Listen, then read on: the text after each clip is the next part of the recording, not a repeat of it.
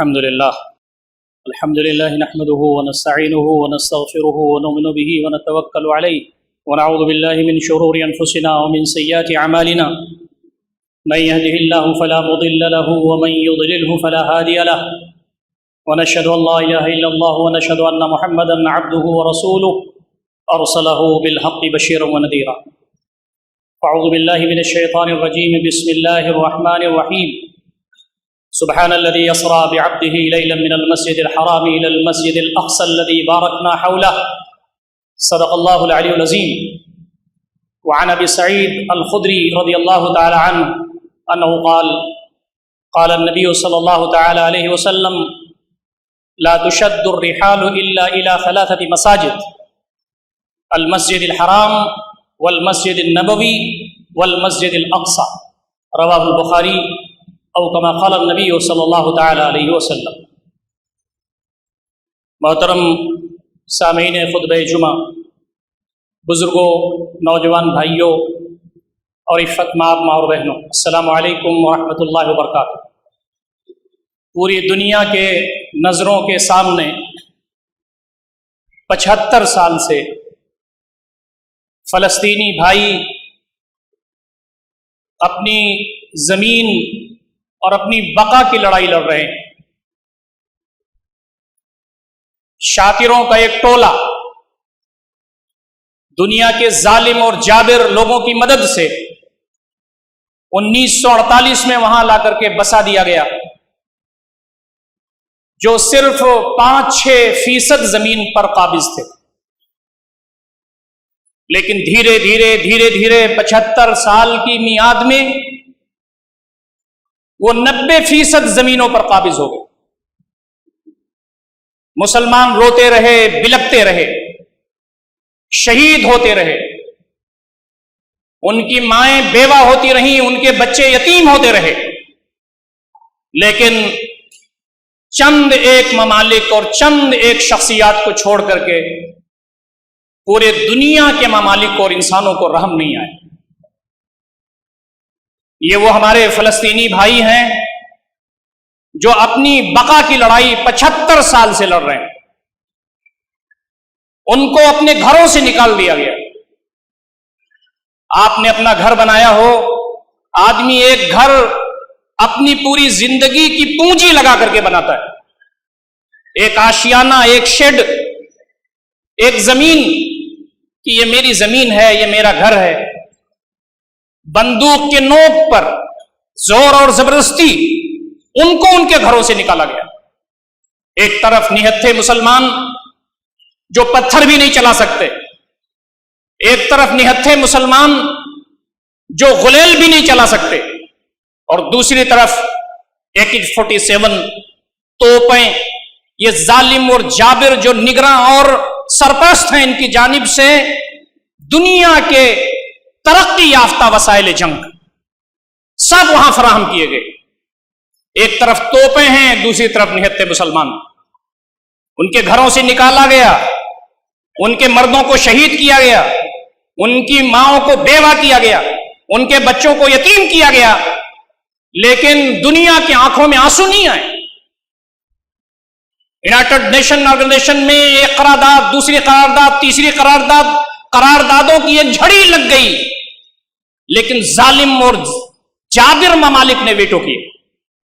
اس لیے کہ مسئلہ مسلمانوں کا تھا، اس لیے کہ مسئلہ مسجد اقصی کا تھا، مسلمانوں کے قبلہ اول کا تھا. جب انہوں نے دیکھا کہ کوئی آنکھ ہمارے لیے نہیں روتی، کوئی ہاتھ ہمارے لیے نہیں اٹھتا، کوئی زبان ہمارے لیے نہیں بولتی، تو انہوں نے سمجھا کہ ہم ہی کو اپنی زمین پر وہ کرنا ہے. دوستوں اور ساتھیوں، انہوں نے پہلے پتھر پھینکے، بندوقوں کے سامنے، ٹینکوں کے سامنے انہوں نے فلسطین کے پتھر پھینکے، اس لیے کہ ان کے پاس صرف پتھر ہی تھے. اور دنیا کی آنکھوں نے دیکھا اور کہا کہ یہ پتھر پھینکنے والے دہشت گرد ہیں. اس کا حساب اللہ رب العزت کے ہاں دینا ہوگا، ان ممالک کو بھی دینا ہوگا، ان مسلمان نادان بھائیوں کو بھی دینا ہوگا جن کی آنکھوں میں کبھی آنسو نہیں آئے. ایک طرف ظلم ہے، ذاتی ہے، ایک طرف ہتھیار ہے، ٹینک ہے، میزائل ہیں، دنیا کے جدید وسائل کے آلات جنگ ہیں، اور دوسری طرف اپنے گھر کی حفاظت میں، اپنی زمین کی حفاظت میں وہ فلسطین کے مسلمان ہیں جو پتھر مار رہے ہیں، ان کو دہشت گرد کہا گیا۔ امت مسلمہ کے لوگوں کو جان لینا چاہیے، ہماری جو فلسطین سے نسبت ہے وہ دو طرح کی ہے۔ ایک تو وہاں مسجد اقصی ہے، مسلمانوں کا قبلہ اول، وہ انبیاء کی سرزمین ہے، اور دوسرا یہ کہ فلسطین ہمارے مسلمان بھائیوں کا ہے۔ دنیا میں کہیں بھی مسلمان بستا ہے، دوسرا مسلمان اگر اشہدو اللہ الہ الا اللہ واشہدو ان محمد رسول اللہ کہتا ہے وہ ہمارا بھائی ہے۔ معاہدات ہوتے رہے، انہوں نے معاہدات کو توڑے، یونائٹڈ نیشن آرگنائزیشن نے معاہدات کیے، انہوں نے اس کی کوئی پاسداری نہیں کی۔ اوسلو کا ایک نام نہاد معاہدہ ان کے اوپر تھوپا گیا، لیکن پھر اس کو بھی انہوں نے توڑ دیا۔ ان کو کہا گیا کہ جس نے پر تم نے قبضہ کر لیا ہے وہ بھی ناجائز ہے، لیکن اب 1 انچ نہ بڑھنا۔ انہوں نے کہا ہمیں کسی کی کوئی فکر نہیں ہے، ہمارے اوپر تو دنیا کا دادا موجود ہے، یہ تمہاری دادا گیری اس دنیا ہی میں چلنے والی ہے، یہ تمہاری ظلم اور ذاتیاں اسی دنیا میں چلنے والی ہیں۔ ایک طرف اللہ رب العزت تمہاری بھی آزمائش لے رہا ہے، اور ان نہتھے مسلمانوں کی بھی آزمائش لے رہا ہے جو اللہ رب العزت کے دین پر قائم ہیں، جو مسجد اقصی کی حفاظت کر رہے ہیں، جو مسلمانوں کی طرف سے کفارہ بن رہے ہیں، جو مسلمانوں کی آبرو ہیں، جو مسلمانوں کی جان ہیں، جو مسلمانوں کے لیے کفارہ بنے ہوئے اس وقت پوری دنیا اور عالم اسلام کے مسلمانوں کی طرف سے۔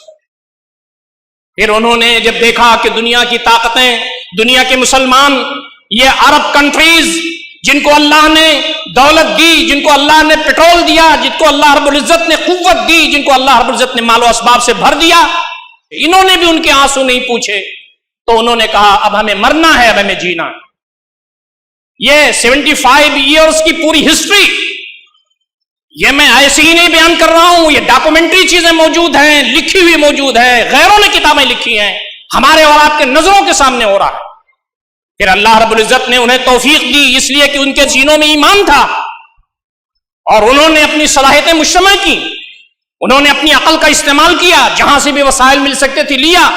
پھر انہوں نے چھوٹے بم بنائے، میزائلوں کے مقابلے میں بم بنائے، انہوں نے ایئر کرافٹ کے مقابلے میں میزائلز بنائے، اور اب جب انہوں نے دیکھا کہ دنیا میں کوئی نہیں ہے جو ہمارا پرسان حال ہو، اور آپ کو معلوم ہونا چاہیے کہ جنوری سے لے کر کے اب تک روزانہ شہادتیں ہو رہی تھی وہاں۔ اسرائیل جو قابض ہے، اور اسرائیل جو ظالم ہے، اور اسرائیل جو جابر ہے، اس نے وہاں پر ان نہتھا مسلمانوں کو، ہماری ماؤں کی تذلیل کی، ہمارے بھائیوں کو شہید کیا، ہمارے بچوں کو بیوہ کیا، ہمارے نوجوانوں کی حق کی عزت کی، مسجد اقصی کی اتنی زیادہ گویا کی بے احترامی کی اور اس کی حرمت کو پامال کیا کہ ابھی ہمارے فلسطین کے ایک بڑے ذمہ دار بھائی نے بتایا کہ وہ مسجد اقصی کے ممبر و محراب تک اپنے ناپاک جوتوں کے ساتھ پہنچ گئے۔ عالم اسلام کے مسلمانوں کا خون نہیں کھولا، عالم اسلام کے جو مسلم حکمران ہیں ان کا خون نہیں کھولا، تو اللہ رب العزت نے ان کی ایمان کی بدولت، اللہ تعالیٰ نے ان کے اللہ رب العزت کے راستے میں استقامت کی بدولت، اللہ رب العزت نے ان کے اندر ان کے کاموں میں اثر پیدا کر دیا۔ کچھ دنوں پہلے مجھے یاد آتا ہے، میں نے کسی عربی ویب سائٹ پر پڑھا تھا کہ ان کو اپنے گھروں سے نکالا گیا، یہ خیمہ لگا کر کے رہتے ہیں بیچارے صحرا میں۔ صحرا میں جو پیدا ہوئے تھے آج وہ دادا ہو گئے، 75 ایئرز گزرے، 3 نسلیں گزری، 4تھی نسل خیمے کے اندر آ گئی ہے۔ اپنا گھر چھوڑا، اپنی زمین چھوڑی، 90% مکانات چھوڑ کر کے وہ اپنے 10% کے ایک علاقوں اور صحرا میں ہیں۔ اسرائیل چاہتا ہے کہ یہاں سے بھی ان کو نیست نابود کر دیا جائے، اور دنیا اس ظلم کو برداشت کر رہی ہے۔ مجھے ایک فلسطینی بھائی اسی مسجد کے کیمپس میں 1-2 سال پہلے کا واقعہ ملے، میری ان سے گفتگو شروع ہوئی تو میں نے یہ بات پوچھی کہ میں نے یہ پڑھا ہے کہ خیموں میں جو لوگ پیدا ہوئے آج دادا ہو گئے، تو انہوں نے کہا میری خود مثال ہے، میں خود خیمے پیدا ہوا، آج میرے پوتے۔ دوستوں اور ساتھیوں، آج انہوں نے اللہ کی توفیق سے، جب بندے مومن محنت کرتا ہے، حوصلہ جٹاتا ہے، تو اللہ تعالیٰ اس کی چھوٹی سی کوشش میں رنگ بھر دیتا ہے۔ آج پتا چلا ہے اسرائیل کو کہ درد کیا چیز ہوتی ہے، آج پتا چلا ہے اسرائیل کو کہ بچے یتیم کیسے ہوتے، آج پتا چلا ہے اسرائیل کو کہ مائیں بیوہ کیسے ہوتی، آج پتا چلا ہے اسرائیل کو کہ دکھ کیا ہوتا ہے، درد کیا ہوتا ہے، کرب کیا ہوتا ہے، بے چینی کیا ہوتی ہے۔ آج پوری دنیا کے لوگ اسرائیل کے آنسو پوچھ رہے ہیں۔ اس ظالم ملک کا آپ کیا کریں گے جس نے سنتے ہی بحری بیڑا بھیج دیا؟ اور ہمیں تو شرم آتی ہے اس شخصیت کے ہم نام لیتے ہوئے جس نے کہہ دیا پہلے دن کا ہم اسرائیل کے ساتھ ہیں۔ دوستوں اور ساتھیوں، آپ مظلوم کے ساتھ رہیے، چاہے وہ مظلوم ہندو ہو، چاہے مسلمان ہو، چاہے وہ سکھ ہو، چاہے وہ عیسائی ہو، چاہے کچھ بھی ہو۔ وَلَا يَجْرِمَنَّكُمْ شَنَآنُ قَوْمٍ عَلَىٰ أَلَّا تَعْدِلُوا اعْدِلُوا هُوَ أَقْرَبُ لِلتَّقْوَىٰ۔ تمہاری عصبیتیں تمہیں اس بات پر مجبور نہ کر دیں کہ تم حق کے خلاف بولنے لگو، تقویٰ کی روش اپناؤ، تم حق کے ساتھ دو، کہیں بھی حق ہو۔ مسلمان کی ذمہ داری یہ ہے کہ اس کا بھائی اگر ظالم ہے تو اس کو ظالم کہنا ہے، اگر اس کا بھائی ظلم کر رہا ہے تو اس کا ساتھ نہیں دینا ہے، اس کے خلاف کھڑا ہونا ہے۔ لیکن اگر مظلوم ہمارا بھائی ہے تو اس کی ڈبل ذمہ داری بنتی ہے، اس لیے کہ وہ مظلوم ہے، دوسرا یہ کہ وہ ہمارا بھائی ہے۔ دوستوں اور ساتھیوں، آج پوری دنیا بے چین ہو گئی ہے کہ اسرائیل کے لوگ مارے جا رہے ہیں۔ 75 سال سے فلسطینی مارے جا رہے تھے، تم کہاں کھڑے تھے؟ 75 سال سے مائیں بیوہ ہو رہی تھی، تم کہاں کھڑے تھے؟ 75 سال سے بچے یتیم ہو رہے تھے، تم کہاں کھڑے تھے؟ یہ غاصب اور ظالم اور جابر اسرائیل، اس نے جب فلسطینی بھائیوں کی زمینوں پر قبضہ کرتے کرتے 90% پہنچ گیا، تب تم کہاں کھڑے تھے؟ آج تم کو عقل کے ناخن آئے ہیں؟ میں یہ بات کہتا ہوں کہ اللہ رب العزت ظلم کو کسی بھی شکل میں گوارا نہیں کرتا۔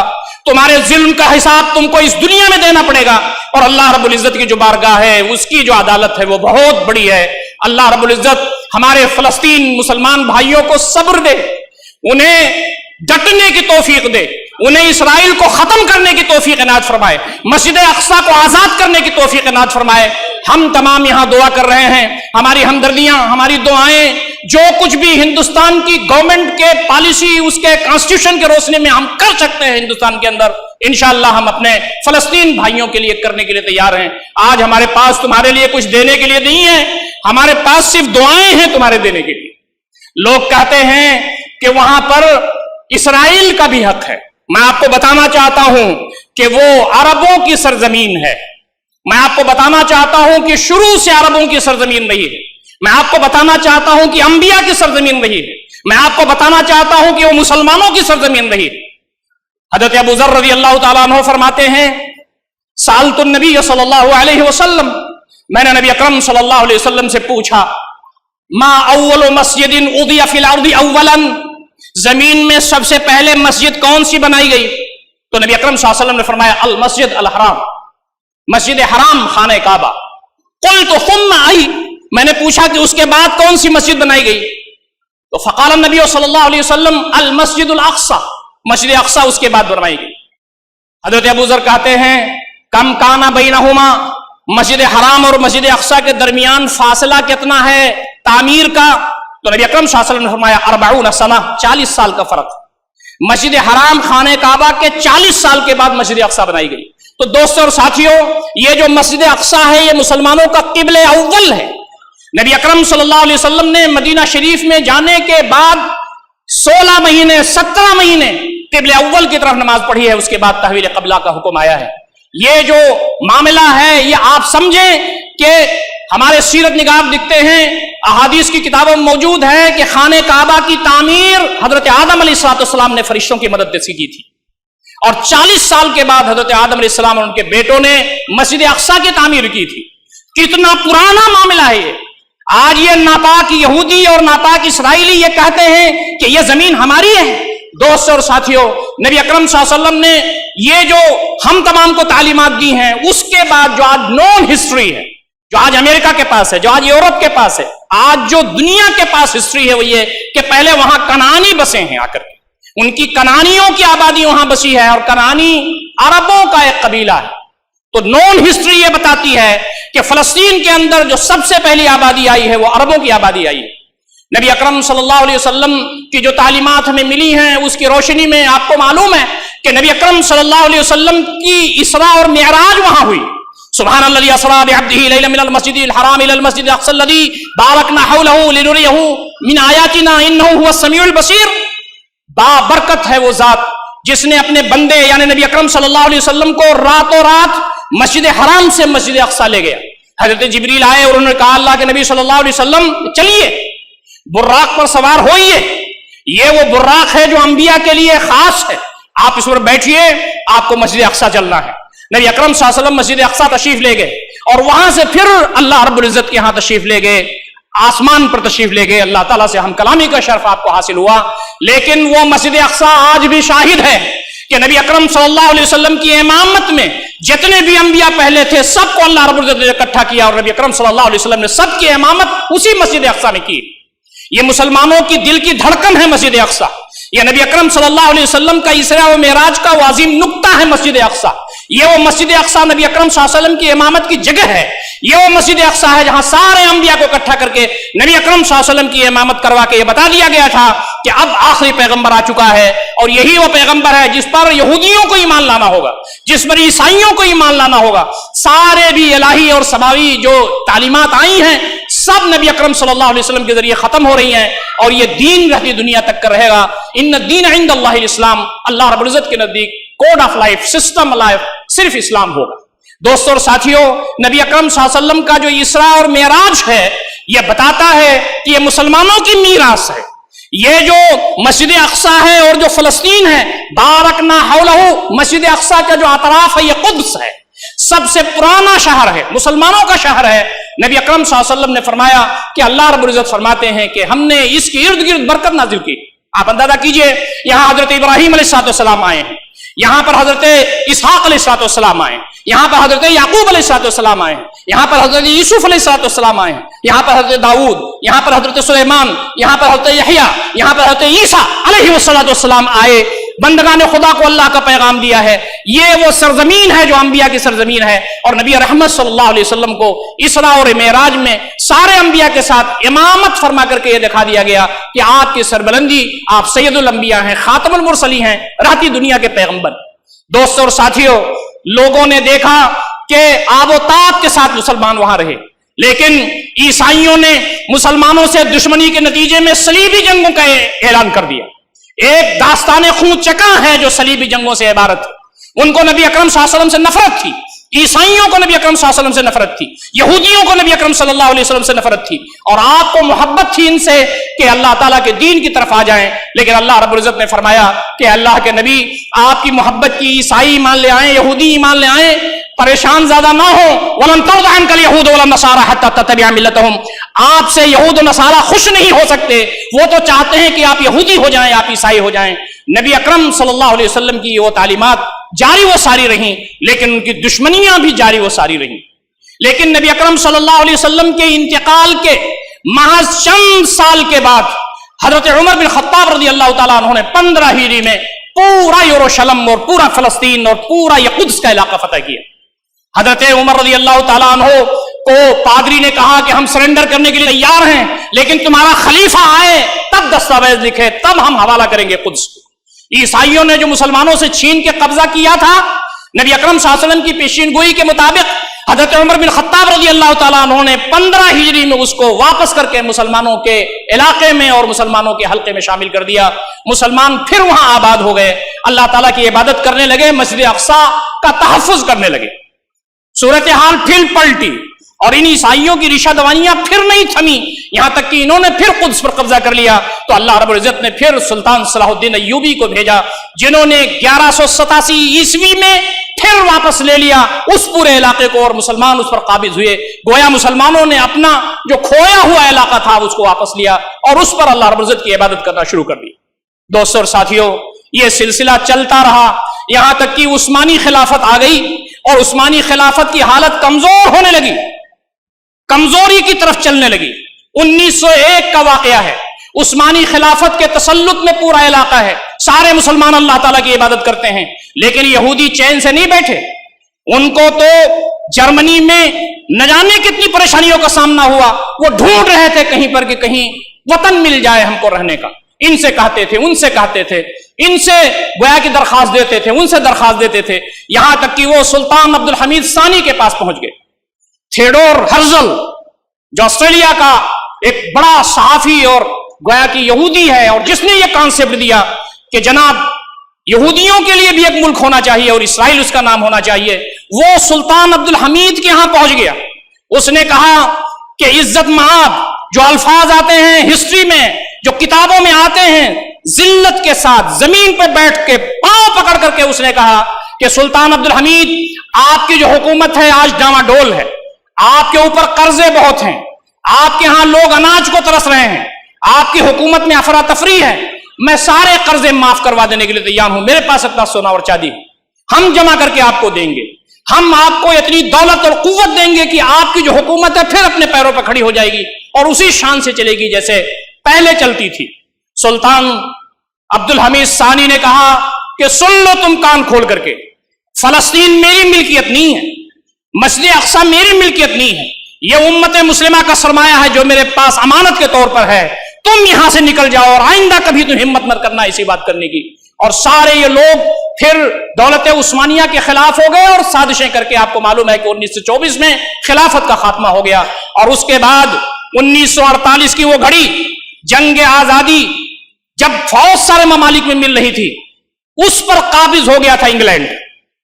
انگلینڈ کی کالونی بن گئی تھی، ہمارا ملک بھی انگلینڈ کی کالونی بن گیا تھا۔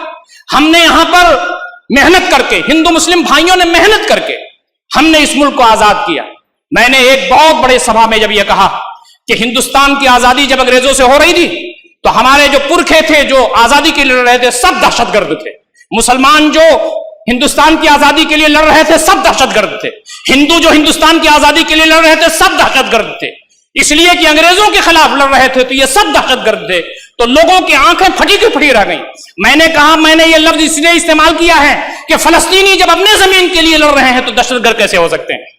اگر فلسطینی دہشت گرد ہو سکتے ہیں تو ہم بھی انگریزوں کی نظر میں دہشت گرد تھے۔ دوستوں اور ساتھیوں، 1948 میں برطانیہ نے ایک چھوٹا سا حصہ اسرائیل کے حوالے سے یہودیوں کو دے دیا۔ وہاں گھسنا تھا کہ انہوں نے پاؤں پھیلانا شروع کر دیا، مسلمانوں کو مارنا شروع کر دیا، مسلمانوں کی زمینیں ہڑپ کرنا شروع کر دیا، مسلمانوں کو گھروں سے نکالنا شروع کر دیا۔ اور برطانیہ نے کہا کہ میرا تو سورج غروب ہو رہا ہے، آقائے نامدار امریکہ آپ لے لیجئے اس کی کفالت اور اس کی تبنیت آپ لے لیجئے۔